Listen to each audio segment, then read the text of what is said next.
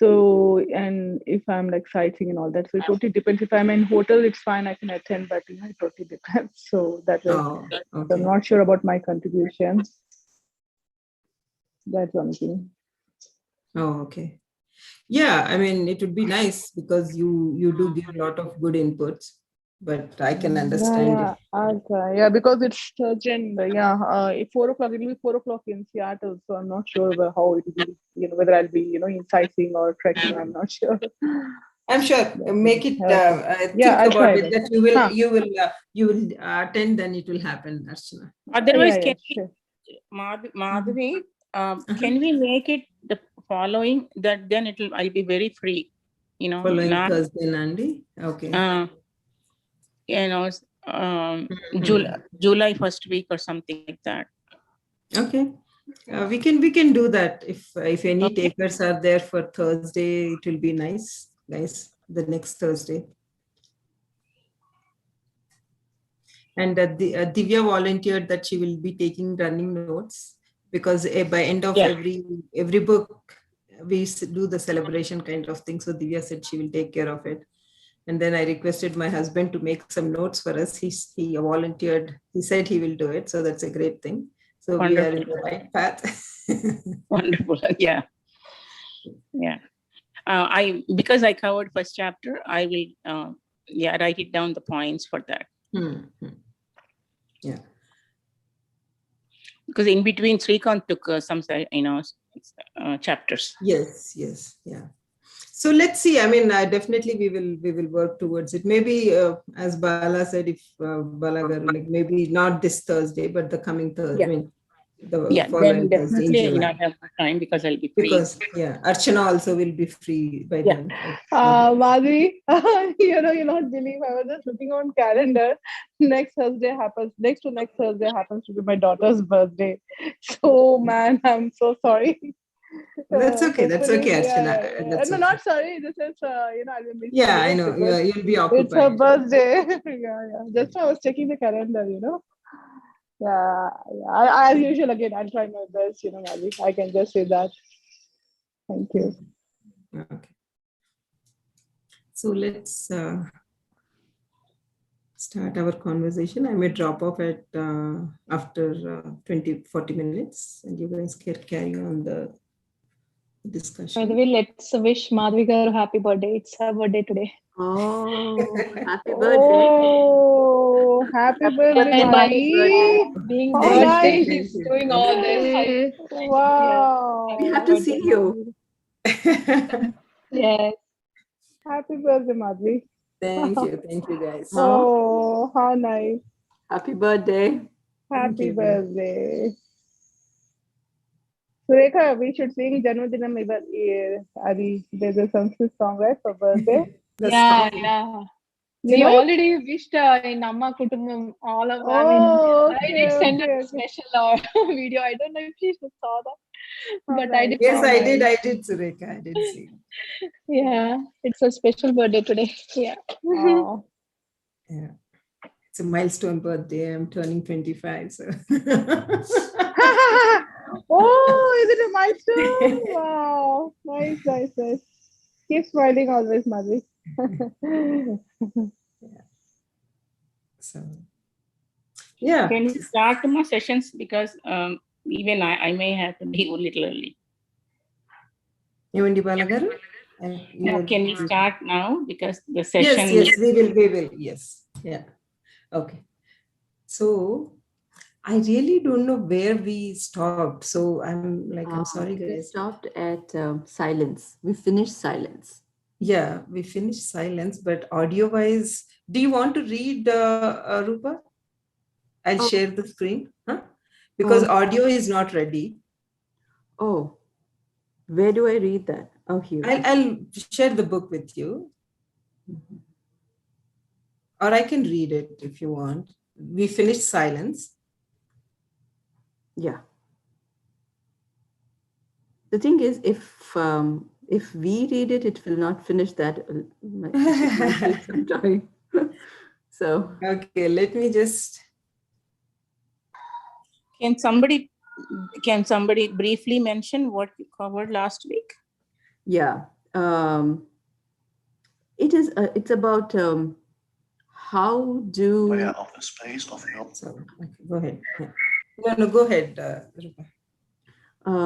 the whole chapter is about the portals into the unmanifested.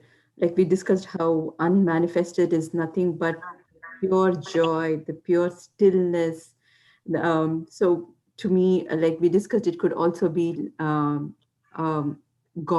No mind. All the characteristics of God, the ultimate joy, pure joy, the complete This sort of silence, the contemplation of stillness. space can become important. So how do we even meet this unmanifested? What are the different portals to meet the unmanifested? One is through meditation and going deeply inside the body. Then the other portals is like when you're sleeping, also you meet the unmanifested. This is an unconscious way of meeting the unmanifested. And we also spoke about the energy that flows inside your body, not when you're meditating. That is the source of chi, the Do you hear that energy dog that barking in the flows. distance? Or that car passing by? Listen carefully. Can you feel the presence of the unmanifested in that? Are you guys able to hear the music? No, right? No, but we can hear echo the audio. Oh, you can. I was just trying to see if I can get that thing. I don't know why it is sharing, but okay. And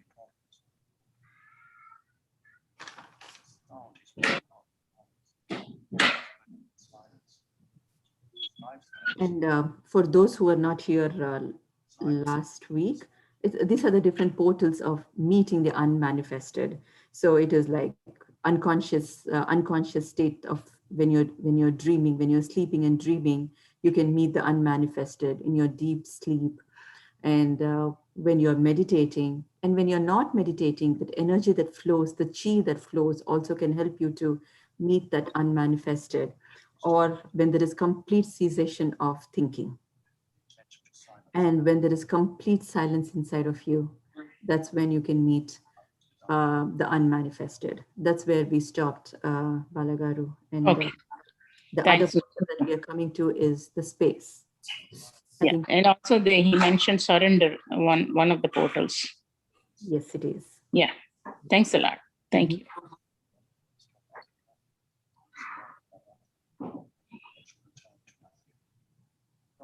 Madhuri, go ahead, Madhuri, with the silence, you can start.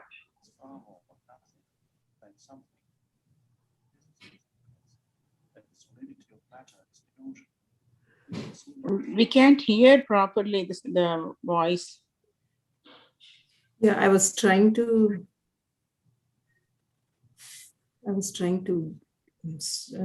see where we stopped. So, yeah, I will share it and 1 second. Sharing.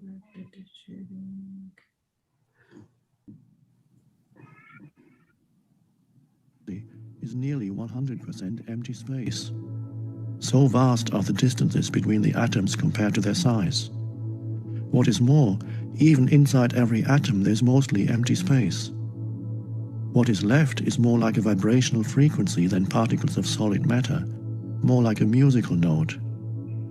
Buddhists have known that for over 2,500 years. Form is emptiness. Emptiness is form, states the Heart Sutra, one of the best-known ancient Buddhist texts. The essence of all things is emptiness. The unmanifested is not only present in this world as silence, it also pervades the entire Madhuri, you have to go back a little bit. You have entered the unmanifested. This is covering space.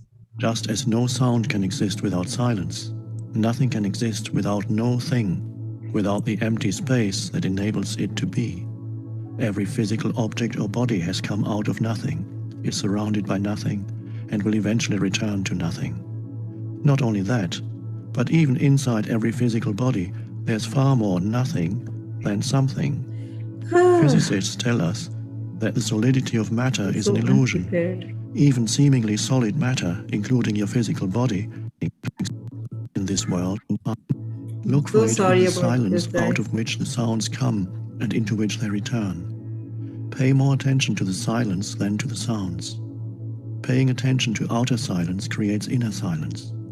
The mind becomes still. A portal is opening up. Every sound is born out of silence, dies back into silence, and during its lifespan is surrounded by silence. Silence enables the sound to be. It is an intrinsic but unmanifested part of every sound, every musical note, every song, every word. The unmanifested is present in this world as silence. This is why it has been said that nothing in this world is so like God as silence. All you have to do is pay attention to it. Even during a conversation, become conscious of the gaps between words, the brief silent intervals between sentences.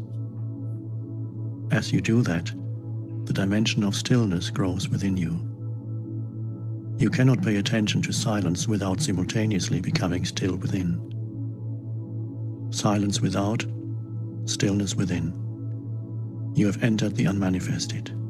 Okay, from now it starts. Just as no sound can exist without silence, nothing can exist without no thing, without the empty space that enables it to be. Every physical object or body has come out of nothing, is surrounded by nothing, and will eventually return to nothing. Not only that, but even inside every physical body, there's far more nothing than something. Physicists tell us that the solidity of matter is an illusion. Even seemingly solid matter, including your physical body, is nearly 100% empty space. So vast are the distances between the atoms compared to their size. What is more, even inside every atom there's mostly empty space. What is left is more like a vibrational frequency than particles of solid matter, more like a musical note. Buddhists have known that for over 2,500 years. Form is emptiness. Emptiness is form, states the Heart Sutra, one of the best-known ancient Buddhist texts. The essence of all things is emptiness. The unmanifested is not only present in this world as silence, it also pervades the entire physical universe as space, from within and without. This is just as easy to miss as silence. Everybody pays attention to the things in space, but who pays attention to space itself?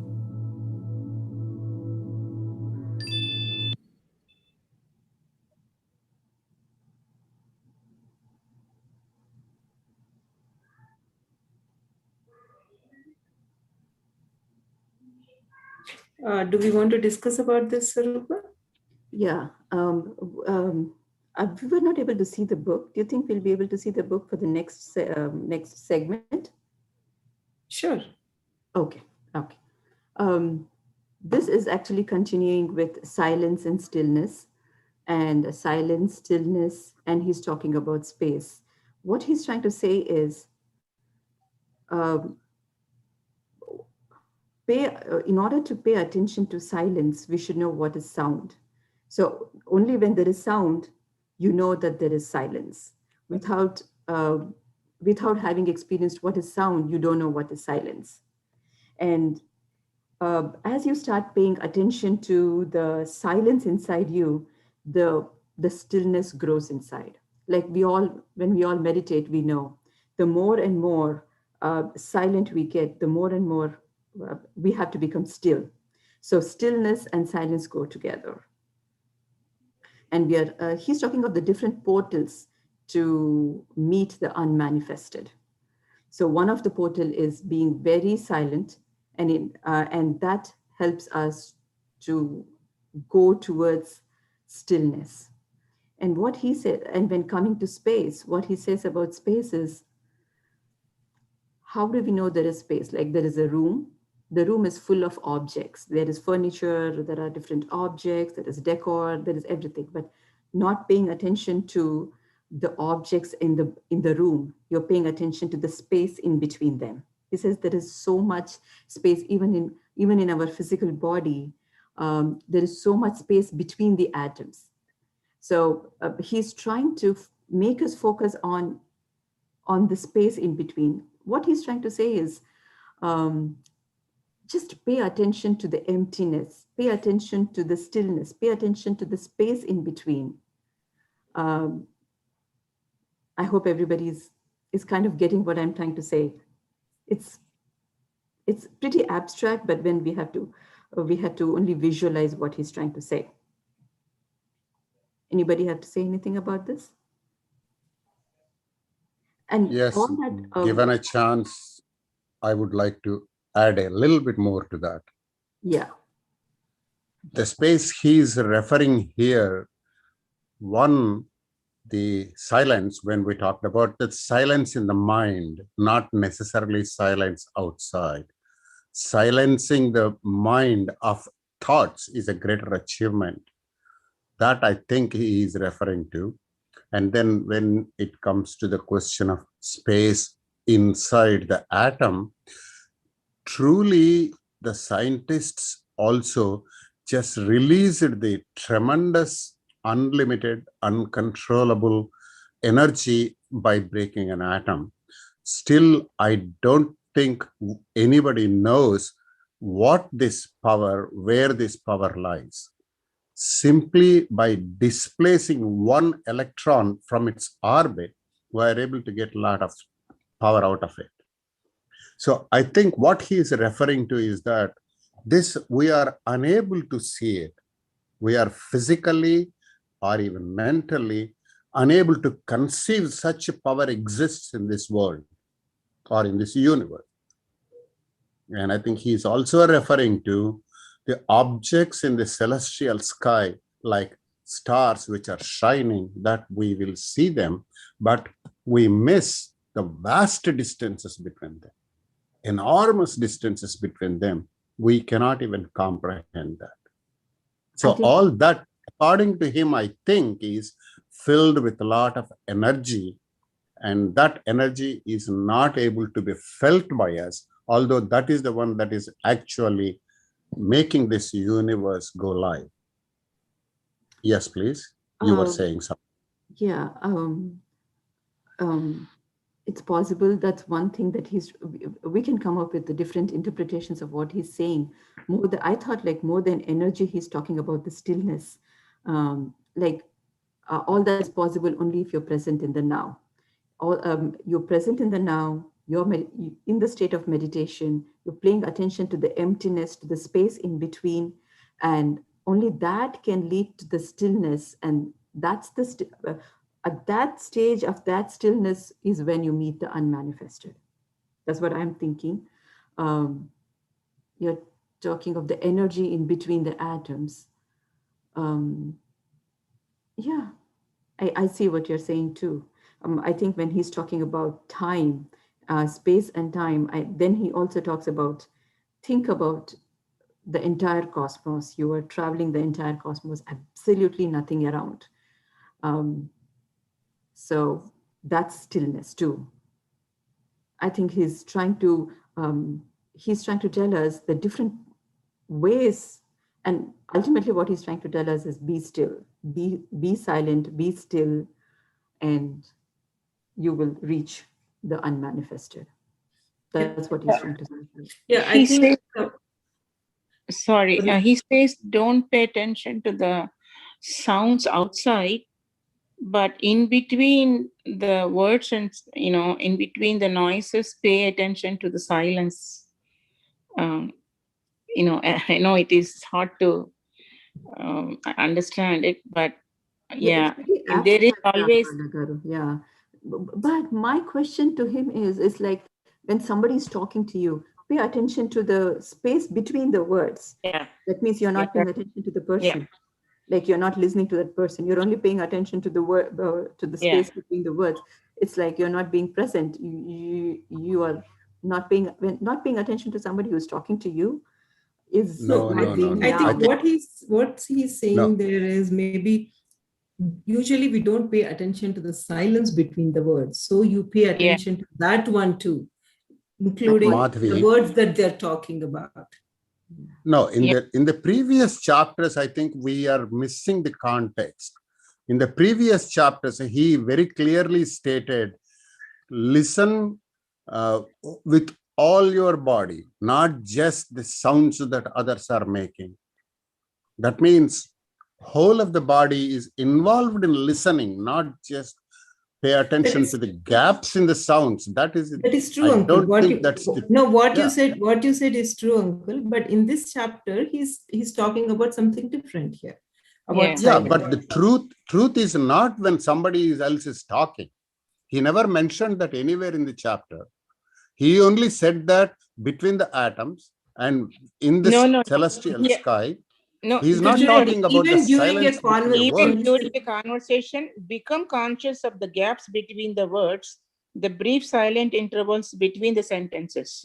Yeah. That is what is a mood of the person, basically, how he is expressing, what pain or what kind of a depth he is talking with. No. He says, I think, okay, let's do this. Let's finish all the space. I think I stopped in between, Rupa. I'm not prepared, as you know. Yeah, I think Madhavi is saying that agree to disagree. Okay, go ahead.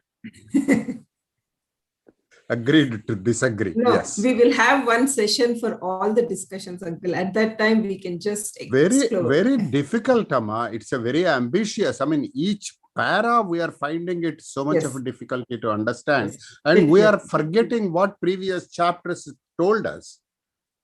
Every time we are taking the context as if it is now this moment, but we still have to associate with what we read before.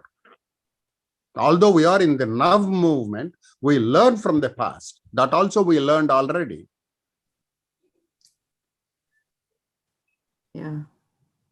So I agree to disagree. So no, what you said is true. There are so many concepts that the author is talking about that we need to digest and implement. And in each and every chapter, he is getting a different aspect, different perspective of what silence is or what now movement is and what being movement is. I think it's just like gradually he is preparing us to get the concepts of everything what he's talking about. Definitely it is not easy to digest by reading it once or twice. And in fact, we are like every week we are doing this. Only once a week we are doing it, but still we are finding it difficult.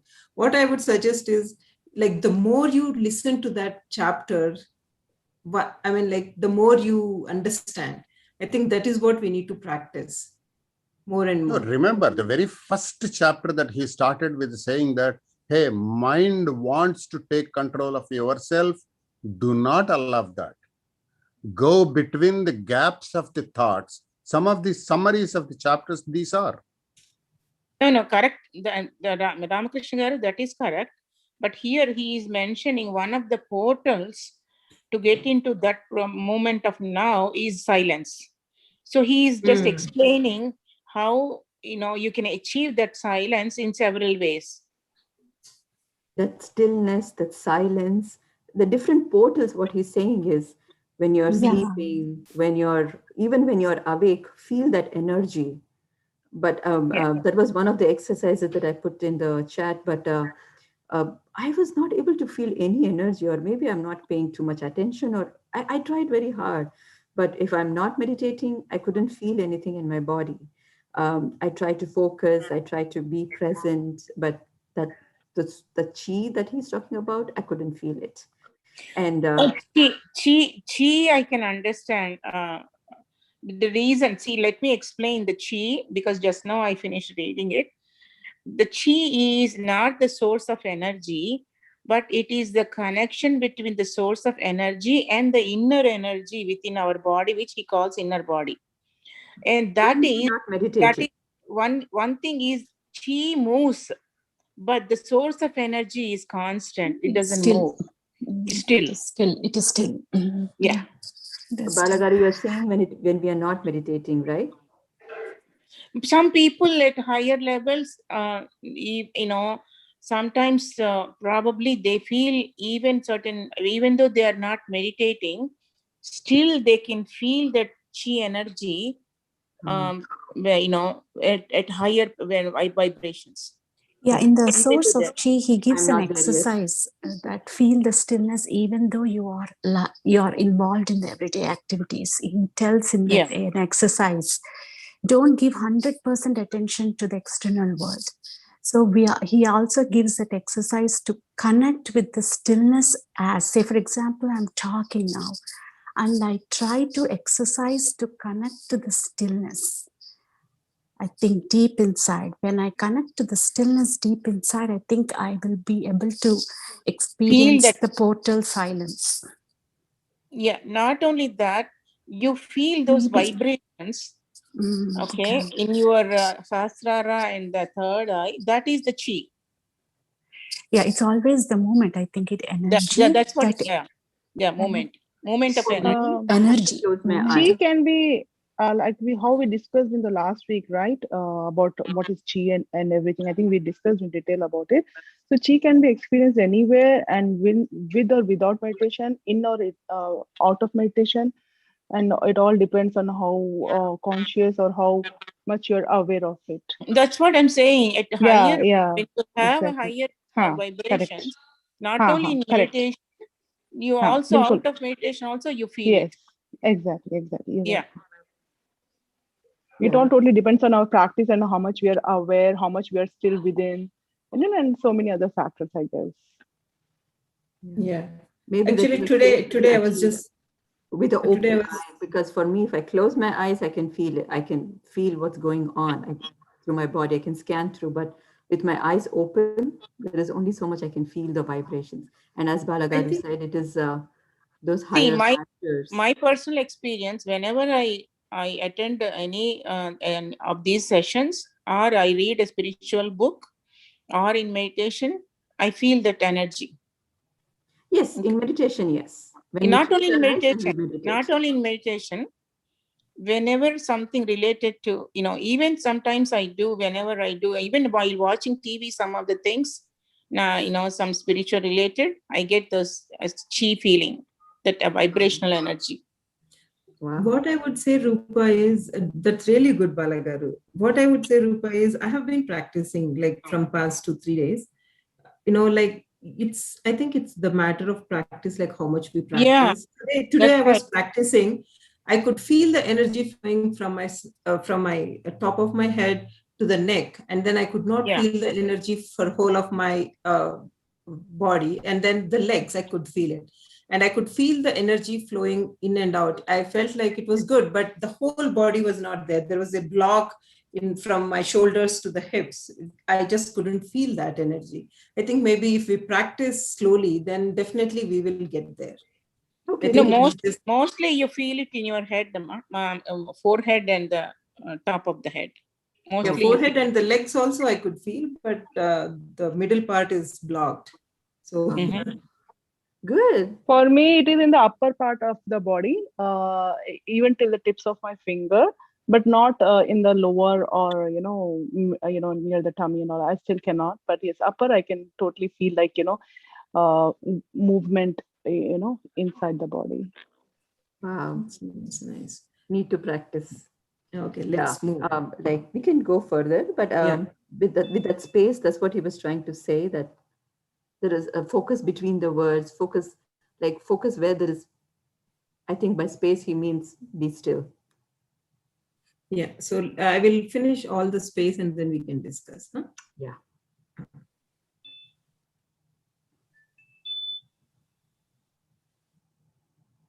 You seem to be implying that emptiness or nothing is not just nothing, that there is some mysterious quality to it.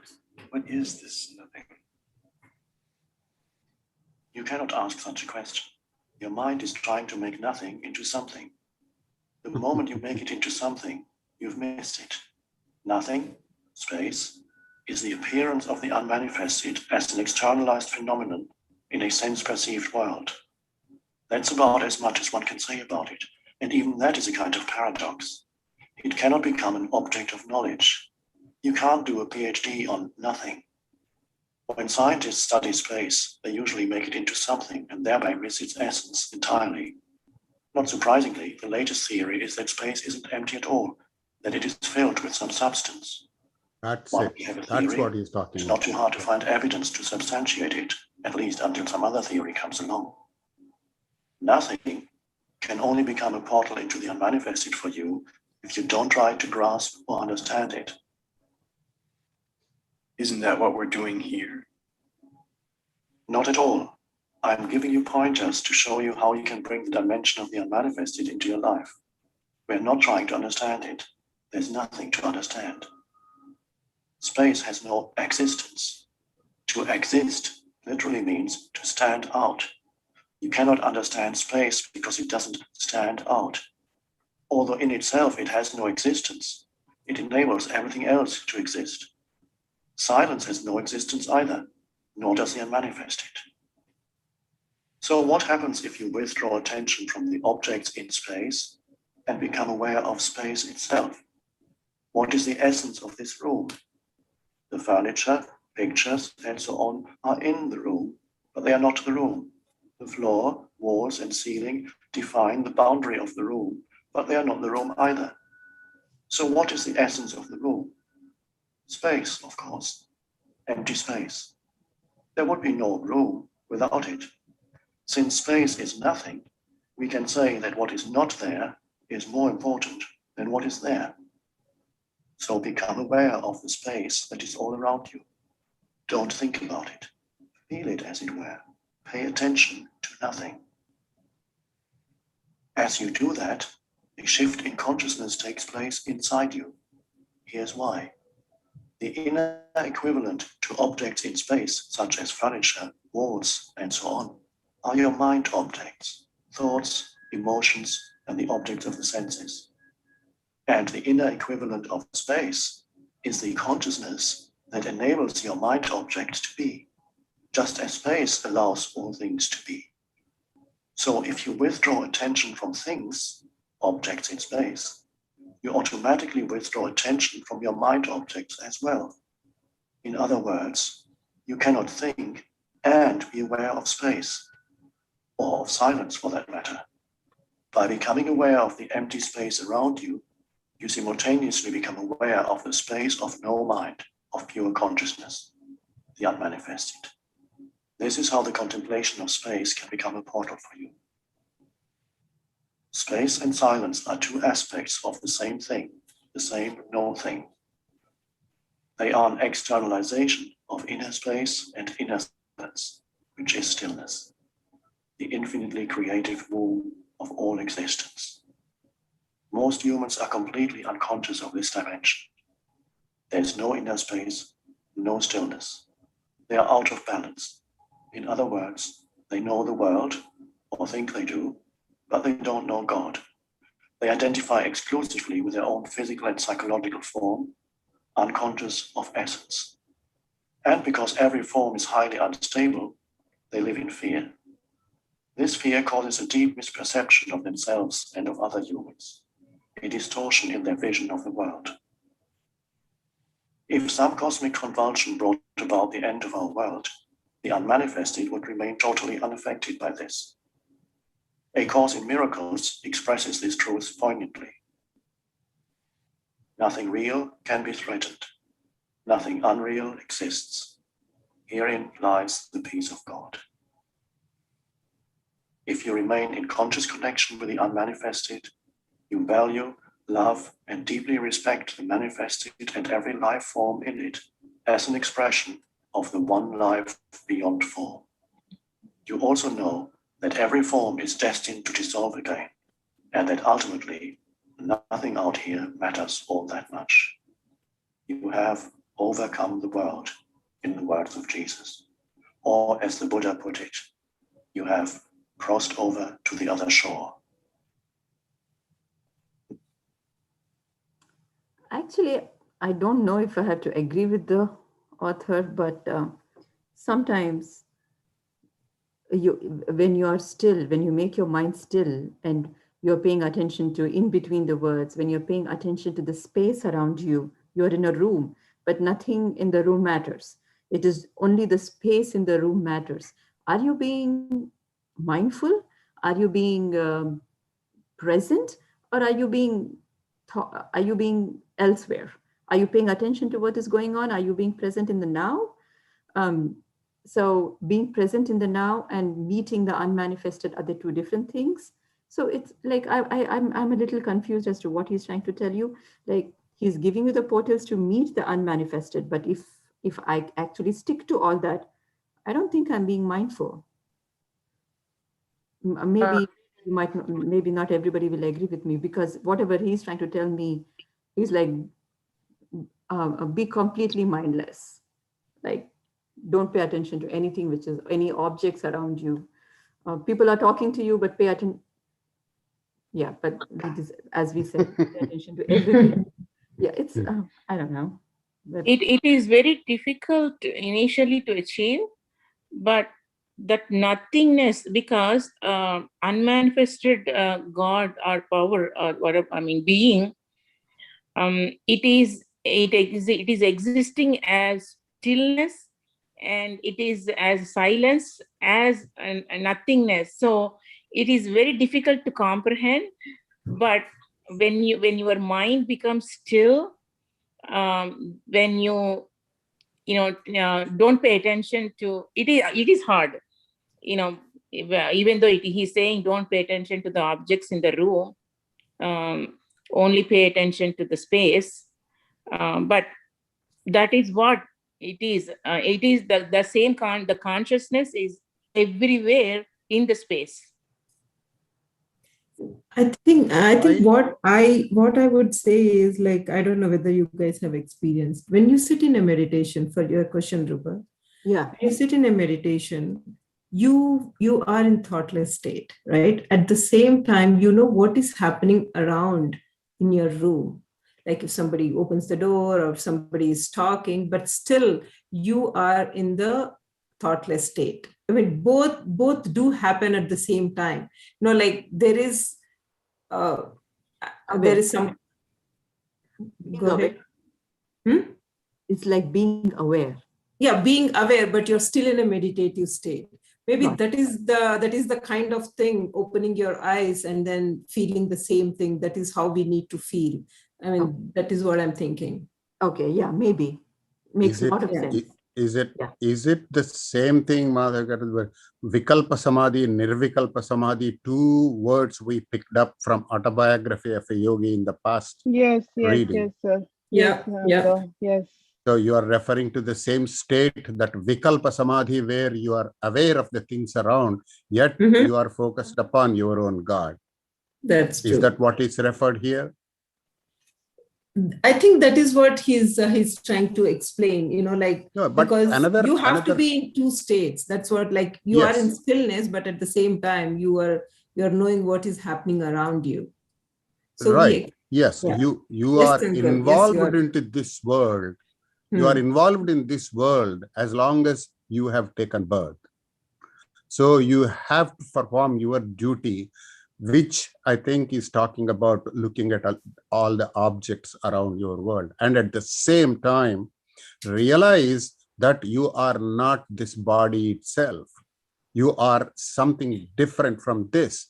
The abstractness comes from those ideas. What he is talking about is that unmanifested is the one that who is expanding everywhere, who doesn't have a shape, unless it is just like water. If you pour water in a container, it takes the shape of the container, but the water itself has no particular shape. That's how God is. That's how Nirvikalpa, Nirvikara, all these adjectives, I think he is talking about in a different form. He is trying to explain us, saying that, hey, focus upon that which exists, but still doesn't really exist there in the shape that you are thinking it is. I think it is much simpler to understand the unshapedness of the Almighty. Pay attention to the ones that you don't see. That is what he keeps on telling, right? It is very difficult to explain. You just have to feel it. Like he gives you the way, but I mean, like he asks you to go in this path, but there is no map. You just have to follow it. I think that is the, kind of thing that he's been telling that from the beginning, from the book. Yeah. Anybody wants to add anything, Andy, to this point? Okay, so let's, if you guys don't have anything, we can move on to the next topic.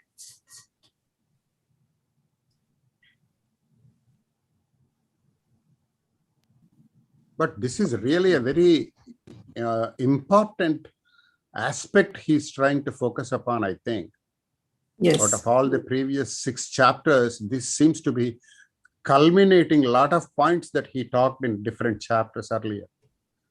Yeah, these are all the portals, like he explained what is being state, and these are all the portals that you have to be, you have to go through to get into that being state or unmanifested.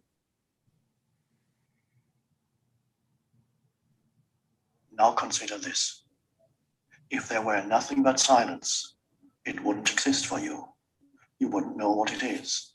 Only when sound appears does silence come into being. Similarly, if there were only space without any objects in space, it wouldn't exist for you. Imagine yourself as a point of consciousness floating in the vastness of space. No stars, no galaxies, just emptiness. Suddenly, space wouldn't be vast anymore. It would not be there at all. There would be no speed, no movement from here to there. At least 2 points of reference are needed for distance and space to come into being. Space comes into being the moment the one becomes two. And as two become the 10,000 things, as Lao Tse calls the manifested world, space becomes more and more vast. So world and space arise simultaneously. Nothing could be without space, yet space is nothing. Before the universe came into being, before the Big Bang, if you like, there wasn't a vast empty space waiting to be filled. There was no space, as there was no thing. There was only the unmanifested, the one. When the one became the 10,000 things, suddenly space seemed to be there and enabled the many to be. Where did it come from? Was it created by God to accommodate the universe? Of course not. Space is no thing, so it was never created. Go out on a clear night and look up at the sky. The thousands of stars you can see with the naked eye are no more than an infinitesimal fraction of what is there. 1,000 million galaxies can already be detected with the most powerful telescopes. Each galaxy an island universe containing thousands of millions of stars. Yet what is even more awe-inspiring is the infinity of space itself, the depth and stillness that allows all of that magnificence to be. Nothing could be more awe-inspiring and majestic than the inconceivable vastness and stillness of space. And yet, what is it? Emptiness, vast emptiness. What appears to us as space in our universe perceived through the mind and the senses is the unmanifested itself externalized. It is the body of God. And the greatest miracle is this: that stillness and vastness that enables the universe to be is not just out there in space. It is also within you. When you are utterly and totally present, you encounter it as the still inner space of no mind. Within you, it is vast in depth, not in extension. Spatial extension is ultimately a misperception of infinite depth, an attribute of the one transcendental reality. According to Einstein, space and time are not separate. I don't really understand it, but I think he's saying that time is a fourth dimension of space. He calls it the space-time continuum. Yes, what you perceive externally as space and time are ultimately illusory, but they contain a core of truth. They are the two essential attributes of God, infinity and eternity, perceived as if they had an external existence outside you. Within you, both space and time have an inner equivalent that reveals their true nature as well as your own. Whereas space is the still, infinitely deep realm of no mind, the inner equivalent of time is presence, awareness of the eternal now. Remember that there is no distinction between them. When space and time are realized within as the unmanifested, no mind and presence, external space and time continue to exist for you, but they become much less important. The world, too, continues to exist for you, but it will not bind you anymore. Can we stop here for a minute? Yeah, one more paragraph. In transcendence of the world. Just as you would not be conscious of space if there were no object in space, the world is needed for the unmanifested to be realized. You may have heard the Buddhist saying, if there were no illusion, there would be no enlightenment. It is through the world and ultimately through you that the unmanifested knows itself. You are here to enable the divine purpose of the universe to unfold. That is how important you are. Yeah. Yeah. Can anybody explain what at least 4 different paragraphs, 4 different concepts he has introduced, right? Agreed? Or still we disagree? This is all Vedantam, uncle. If anybody is good in Vedantam, please explain. Like they say, it is there, but it is not there. You see it, but you can't see it. So that No. It is not about agreeing or disagreeing. I feel. Not that way.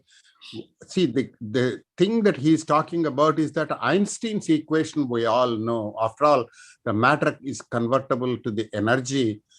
Everything is energy in this universe. The matter is an illusion, basically, because the form that you see, because you are able to see a certain wavelength, so you are able to see that this is the shape, this is what it is. Otherwise, if you can go penetrate into it, each atom has got energy in it. That's all it matters. So that is simple enough for anybody to understand Einstein's theory that matter is not really the matter that we see as we see, but it is the energy converted into the matter that we are able to see for our convenience sake. That I think is clear enough. I hope so, right? Nobody understood what I said? No, it's like there is a matter, but there is no matter under. No, there is a matter. There is energy inside the matter that makes the matter. Matter is made of energy. Yes. Matter is made up of energy. Yeah. Yes. Made So up basically of energy. here he's saying space and time are not separate. That's a different issue. That's what I'm saying. No, let matter, energy versus be done. Then I think he's going to the space. How are these two related? That's my question. Space and time. How are these space and time are related? Where is Bhakta Shakti? मेरे को call कर रहा था. I think वो मेरे को call कर रहा था. Guys, can you please mute? Somebody is.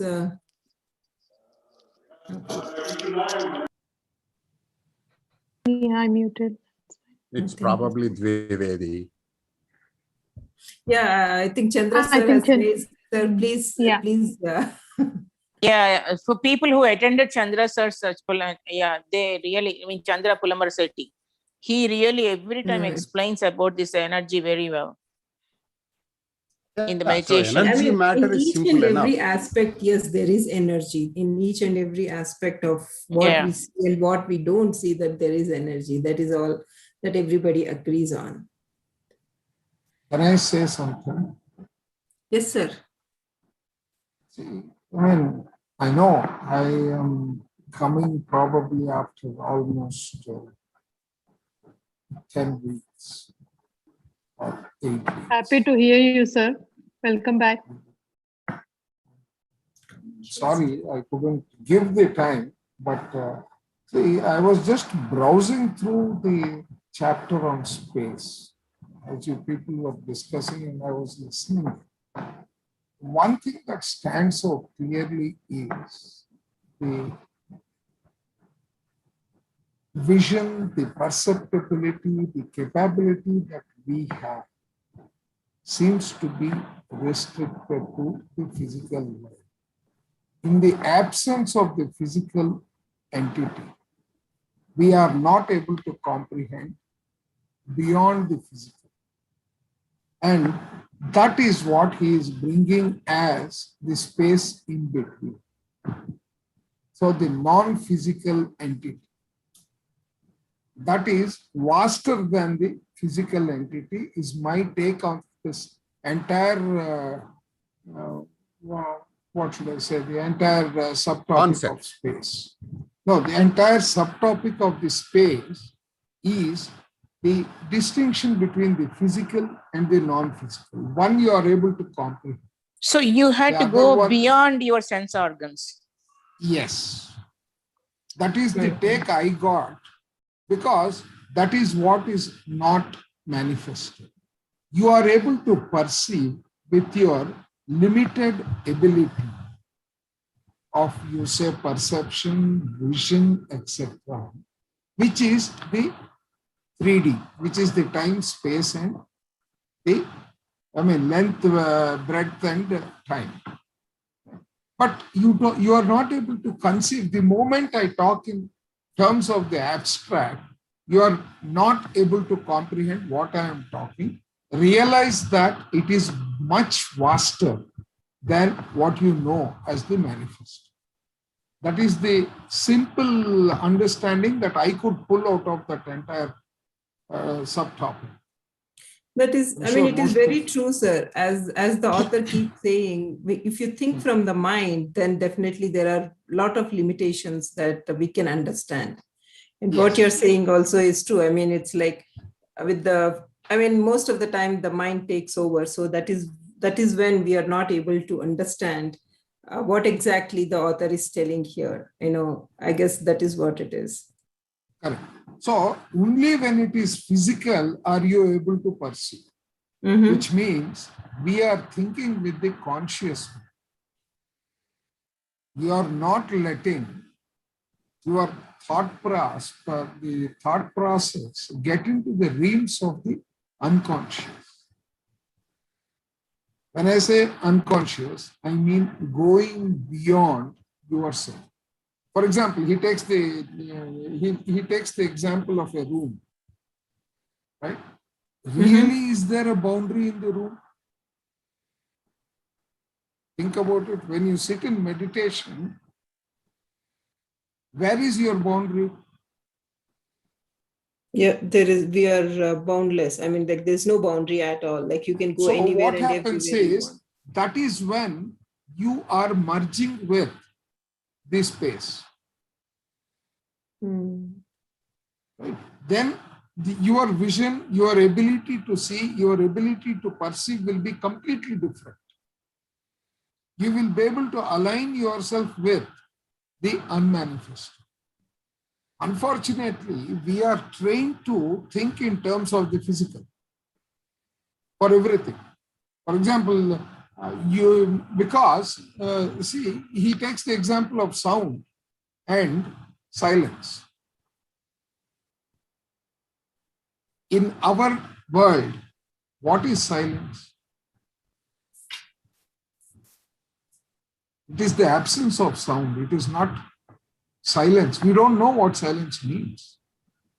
Actually, it could be like giving no work for our sense organs also. I didn't understand. Silence. Sir, let me ask you one question on this subject.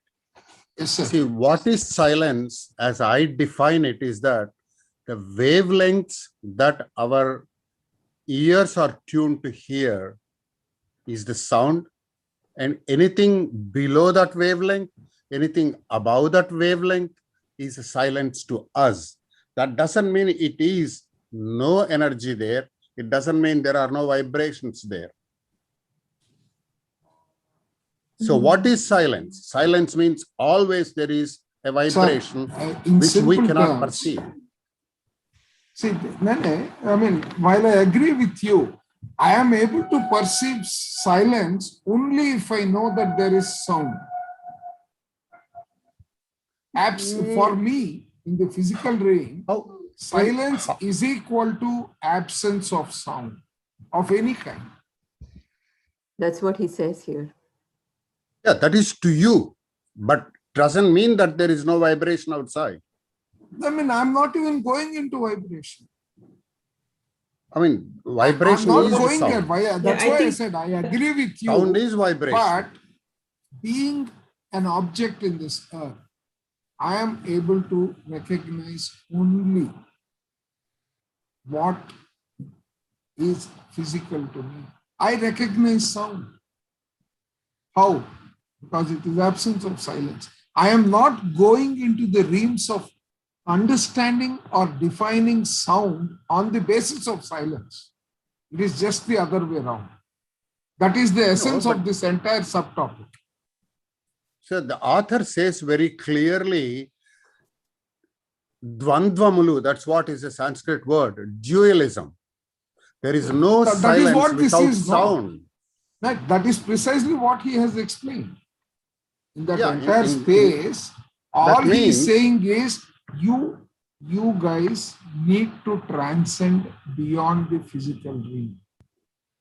As long as you are limited in your physical realm, you will only be able to perceive the physical. Every example, you just go back into that space topic.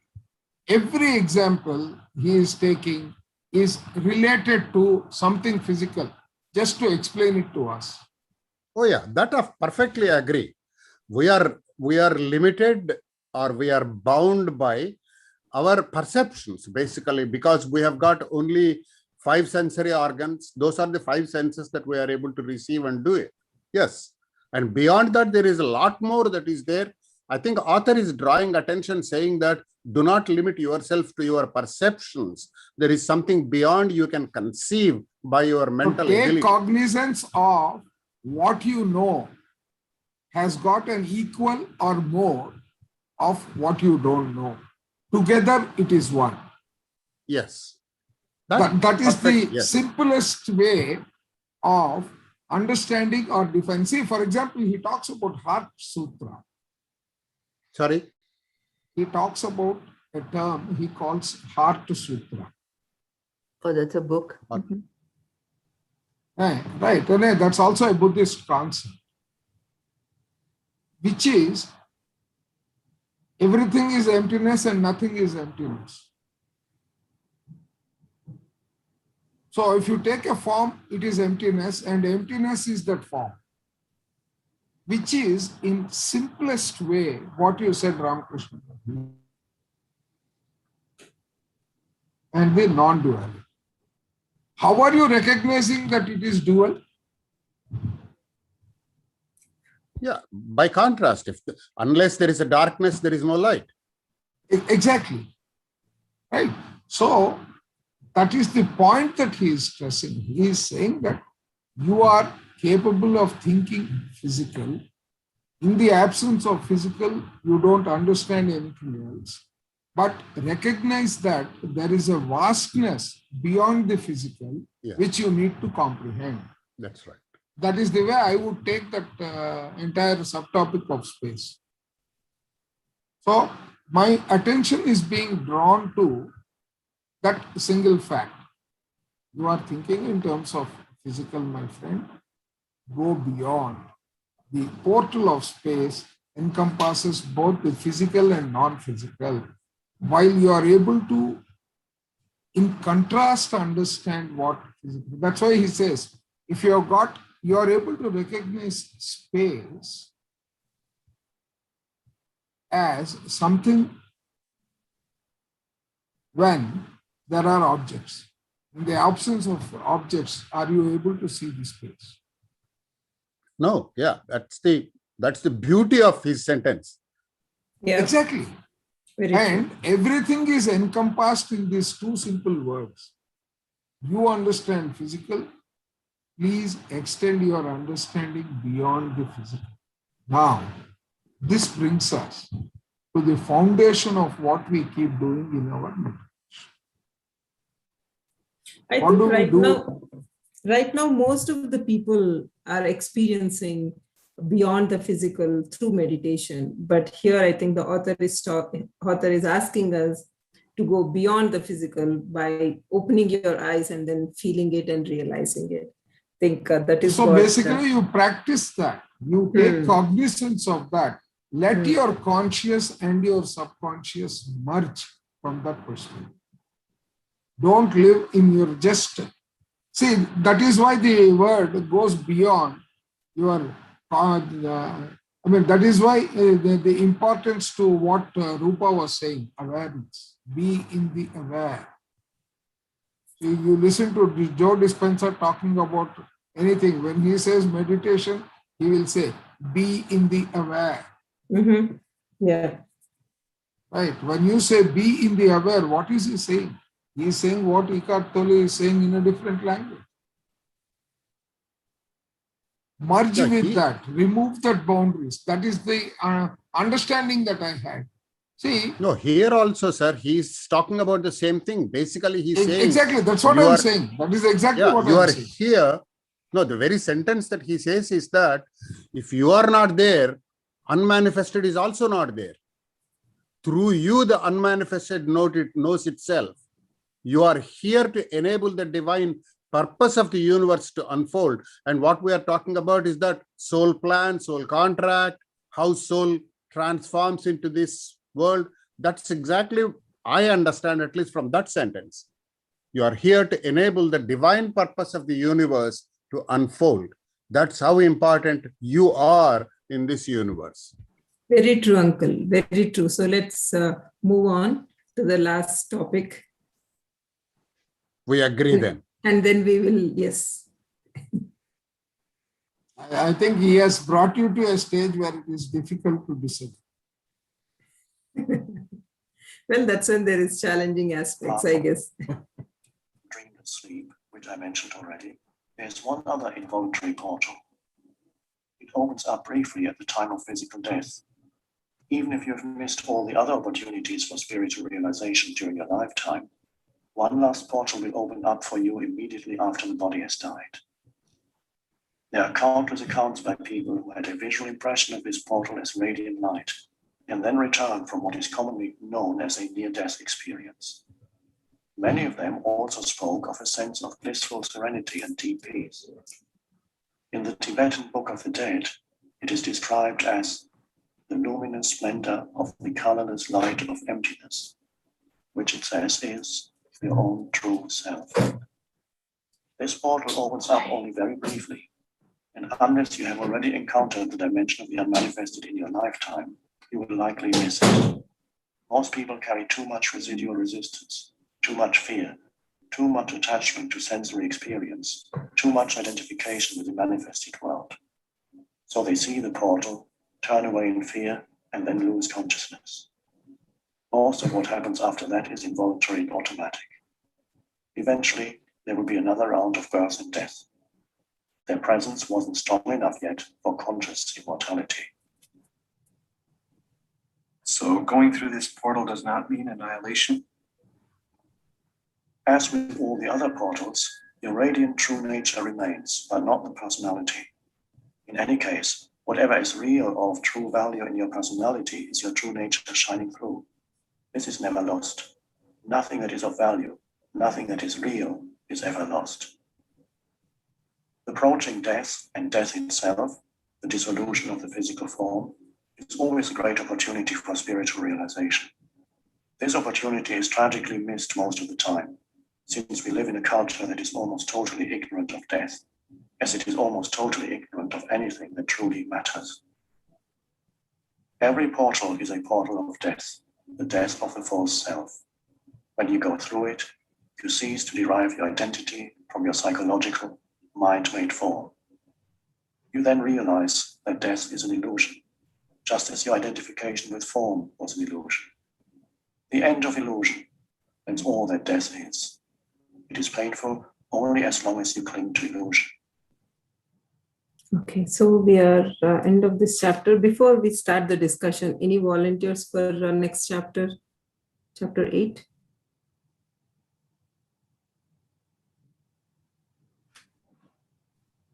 Okay. So, guys, I have to go.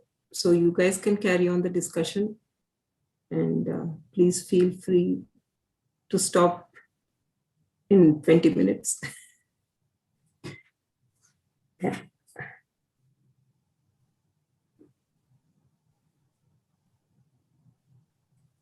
So here he talks about death, and please continue your discussion if you have any questions or anything to add.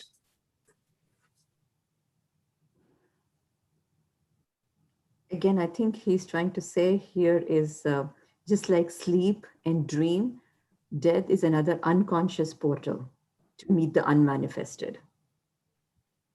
You're not consciously doing it, it's happening. Just like sleep and dream, this is another unconscious portal. And there are some people who resist this portal, and the ones who resist, of course, there is rebirth and birth, and they go through the cycles again. But those who already know what happens when they cross over, it's easier for them to meet the unmanifested. I think that's the essence I took from this segment. I mean, is it simpler to say karma siddhantam? Is that what he is stating, that you die and you are reborn again? No. Your soul exists. No. I don't think your he spoke soul about exists. That. I don't think he spoke which is about different karma. from the body. He's telling there are some people who are very much attached to the present world. They're attached to their senses. They're attached to their relationships. They're like, they resist Rupa, they are saying he is trying to tell us about attachment and detachment. Yes, okay. That is karma. It's an attachment, karma detachment phalam. Is not karma. Attachment and detachment. See, basically what he has done, someone was asking me a question about portal. One of the attendees, they had sent me a message, can you explain portal? At that time, I was not in a position because I have not read anything in this book. The portal he is talking about is a state of being that our life goes through. Each of the term that he has brought in, the word portal, is a state of being that we are taken through in this lifetime. And one of the lifetime, if you come from the perspective of the soul, death also is a state of being. So can you repeat it? There is a noise at the background. Sir, I am sitting alone in my study. There is so much noise that's at the back. I don't know. So I think it's just the voice. Maybe it's my voice that is booming over my mind. I don't know. Anyway, no. See, the portal is a state of being. As we do not understand the need to look at life from a detached or an observer perspective, right? We have difficulty in migrating from a state to another. And in that, death is something which one of the emotions that we exhibit when it comes to death happens to be fear. That fear is triggered because we are afraid of losing. That is my take on this death. So you're so attached to the physical aspects of life that, see, the moment you go into the realm of the soul and spirituality, etc., death is nothing but a state. You are living so much in the physical world that you are afraid to leave it and move on.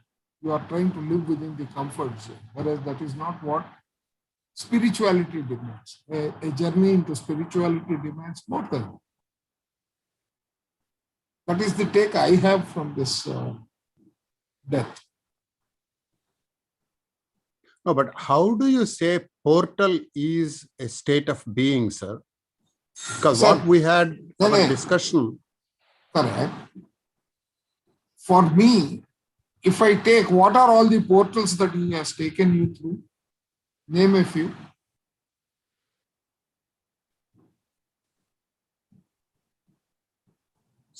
Now, cessation of thinking, These are all he says. Now is also a portal, he says. Silence. Correct. See, the portal now is nothing but living in the present. Living in the moment is present. That's one of the portals, yes. So living in the portal is one. That is No. nothing but a state of being. Yeah, cessation of thinking is also a state of being, maybe. Correct. Yeah.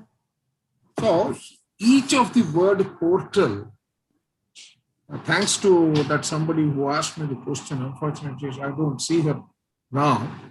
I think it was Archana or someone who had messaged me saying, sir, can you explain portal? And I had no clue of what portal was. But No, as I did. we were reading, only now I got the meaning actually. I still, thanks to Rupa, I still Sir. have the same question, sir. Yes. So a portal is nothing but a state. Sir, it is not a like a state of seaport. your existence. It is a state of your existence. Okay. Right? So, which again touches upon your duality and non-duality. It will again touch upon that. Will become one state of your existence. He has taken portals as means. I think in this chapter he's talking about portals as means of reaching the unmanifested, of reaching the God. The portal. So unmanifested is a state, manifested is a state. I agree. But both of them are two states of the same entity. Manifested is one state. Sir? In one of the places, as far as I cannot give the page number, but I remember he says that a portal opens so that your soul can realize the unmanifested through this portal. Yep. So maybe you are right in a sense that the soul is the one that is experiencing a state of beingness.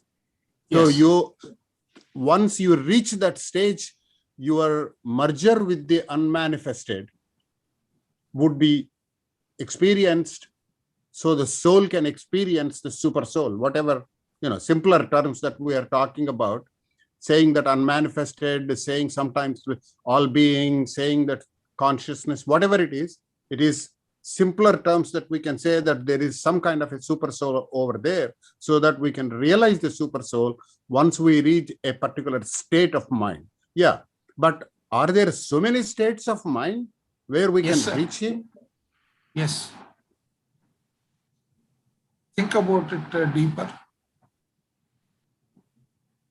Just think a little bit deeper into the same question that you just raised, Ramakrishna. Yeah. So I thought it's only one stage that you can realize him.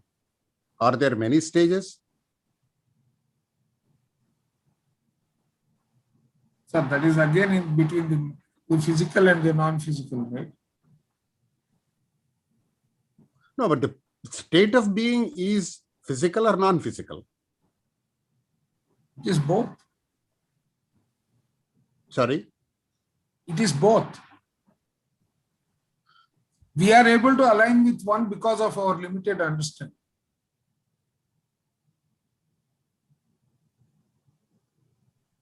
That is my take.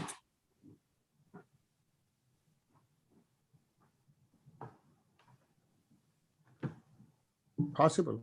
Yeah. Let me see what the eighth. So unless we exist, super consciousness doesn't exist. That's possible, yes.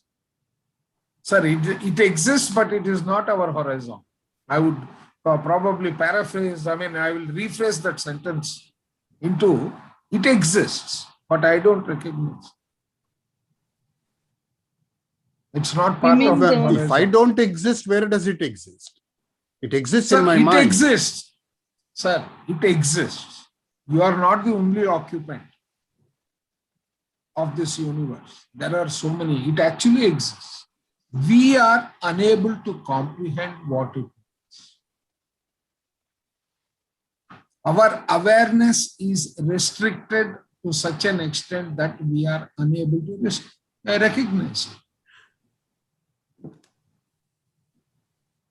And Yeah. we are also limited by our perception of a thing. For example, sir, how would you recognize a car if it was shaped like a house? Would you recognize it as a car? The wheels are not visible, nothing is visible. Will you recognize it as a car?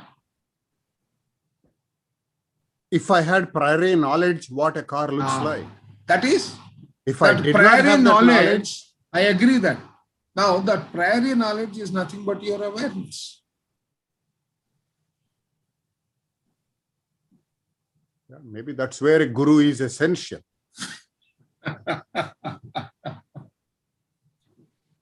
Just the meditation would not do it. Sir, in the meditation, if you are aware of what is happening in this sense, if you are able to take your levels of awareness primarily to the fact that I recognize something more than I am able to. Suppose my vision starts with that statement. I recognize more than what I see. There is more than what I see. Then you will start trying to identify with what is that more. Yeah, but if you are like a frog in the well, you will not be able to comprehend anything beyond the well. Yeah, yeah. That is where that I think he is trying to take us through that read. Recognize that if it is a well, that is not the world. Your attachment is restricted because you are like a frog in the well. That's right. Yeah, that's why I said it is something like your attachment gives you a kind of a plan for the next janma. Attachment will not give you your experiences, because when you leave your body and you are going away, what goes with you is your experience. Right. That experience. That has come because of, yeah. So that experience is the one which will stay with you, which enriches and defines your arrival in the next birth with that knowledge, which it takes you another 35 years for you to get to comprehend what it is. Very few are the fortunate who are able to recognize it at a very young age, like a Mangalampalli, Balamura Krishna, or some of these people who had their latent talent that was sitting inside, they were able to recognize. Yes. Right. So, but what happens is experience is there with or without desire to possess for my own benefit. Karma phalam, krishnarpanam, these are the terms that are used, I am used to at least. So when there is a karma phalam that you want to have the benefit of it, then only it comes. That is the attachment that we are talking about. If you are not attached to it, if you are just doing as a duty, it is krishnarpanam karma phalam, then it is not being carried over to that. Although you have experienced that particular deed or an attachment, whatever. Sir, that is the interpretation. That is the interpretation of most of the books of yesterday. I would. Yeah, but still you have experience, right? But what is missing? I'll have to drop off. Is that okay, Surekha? Yeah, maybe we can. I too have to get into. Actually, in another 2 minutes, sir, I think I will join the next session if time permits, and I would want to have this discussion a little more, because it's a very interesting phase of our life. This is a very interesting phase of our life. Yep. Yes, sir, please join. It's a very good discussion. And I hope everyone are there when you discuss this topic. I think most of them left and only like 3 or 4 left. Yeah. I mean, those who are interested are still there. No.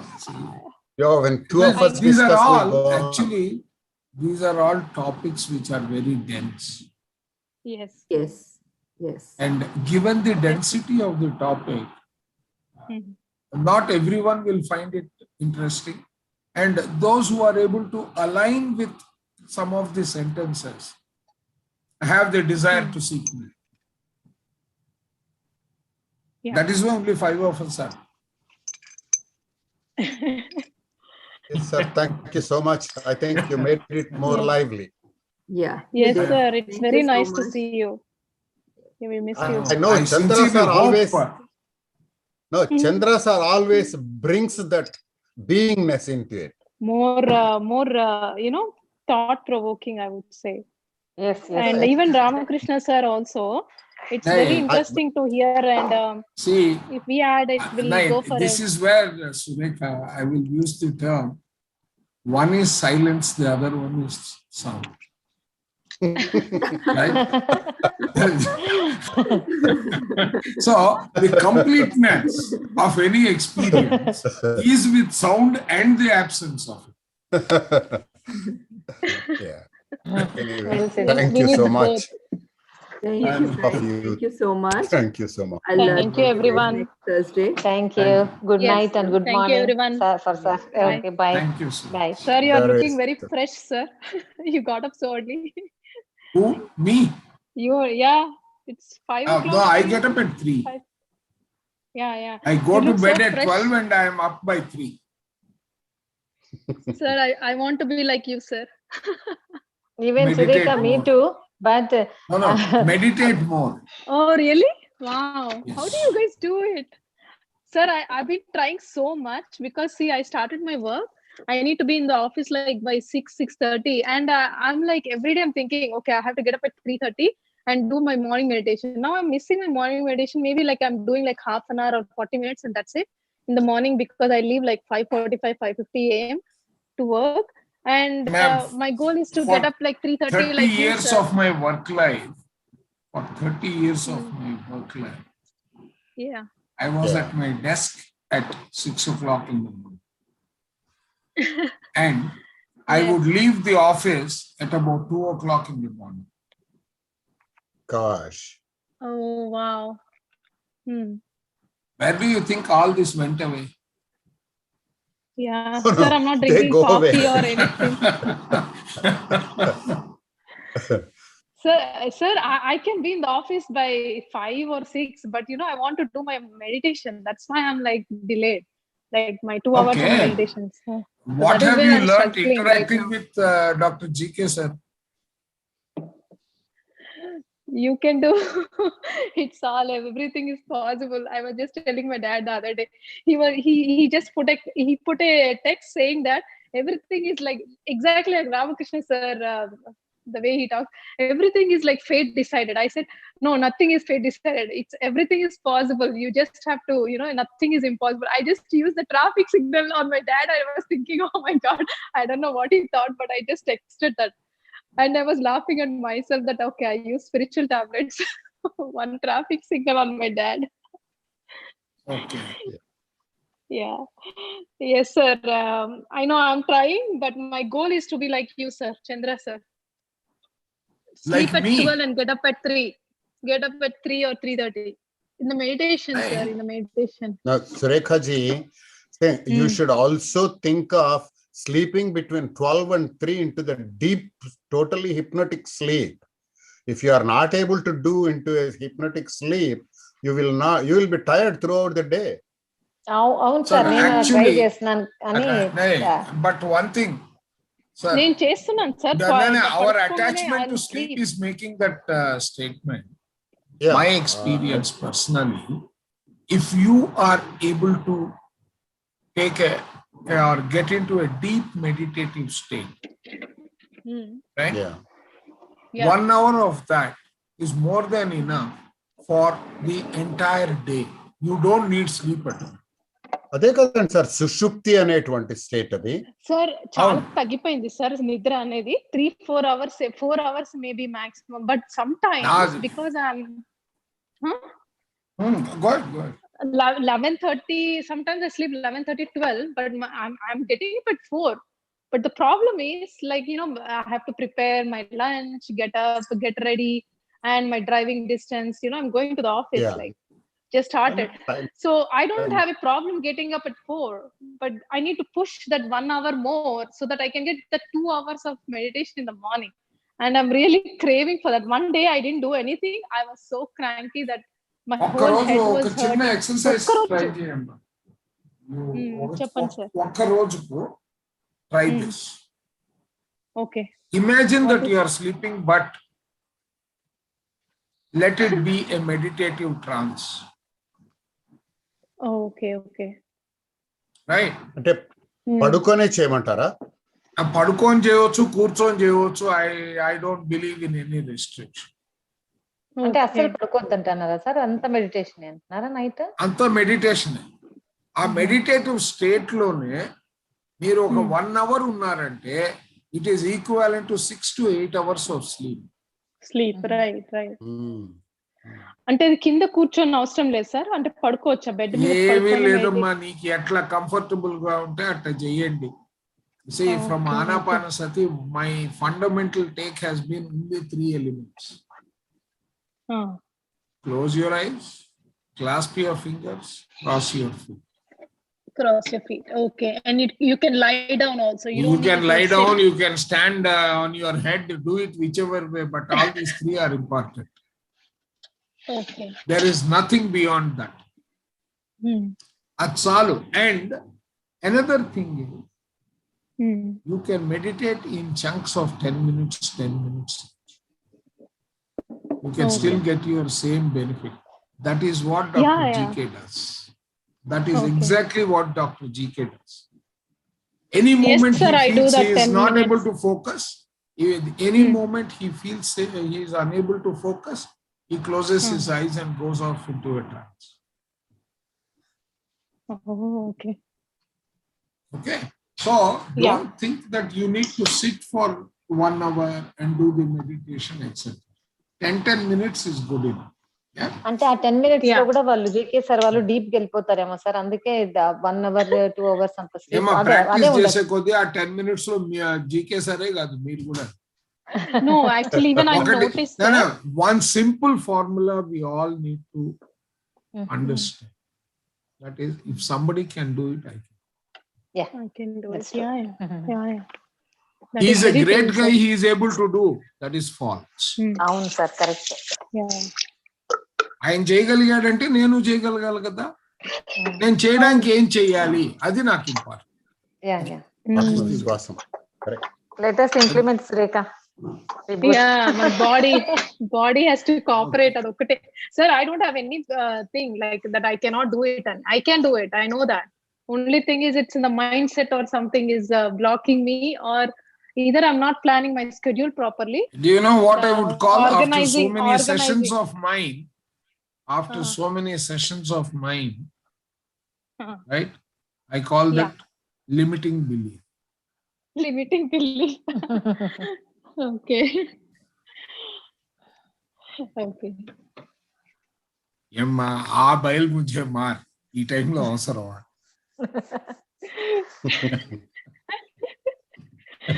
గుర్తొస్తుంది serial గా sir, ఆ బయల్ ముజే మార్ అని వచ్చేది కదా serial. Attend serial ఉండేదా? నాకు అది తెలియదు. I am very poor on TV. I am very poor on TV and all. చాలా లాంగ్ బ్యాక్, లాంగ్ బ్యాక్ ఆ బయల్ ముజే మార్ అని వచ్చేది పాట, song before the serial starts. Srika మీకు గుర్తులేదేమో కదా, మీరు చిన్నోళ్ళు కదా. This is one reason why I avoid joining నేను చాలా తక్కువ టీవీ మూవీస్ కూడా. I don't watch TV at all. పాపం వాళ్ళు ఇచ్చిన టైం కంటే కూడా 15 నిమిషాలు ఎక్స్ట్రా మాట్లాడుతుంది. ఓకే బై మాధవి, రోజు బర్త్డే కదా, వెళ్ళిపోయినారు మాధవి. Okay bye. ఓకే అండి, bye bye sir. Again bye. Good night Ramakrishna sir. Saturday కలుస్తాం కదా. Yeah good night Ramakrishna sir. మేమైతే మళ్ళీ మేము యూనిఫైడ్ లో కలుస్తాము. మీకు గుడ్ నైట్. సరేనమ్మా. Okay by.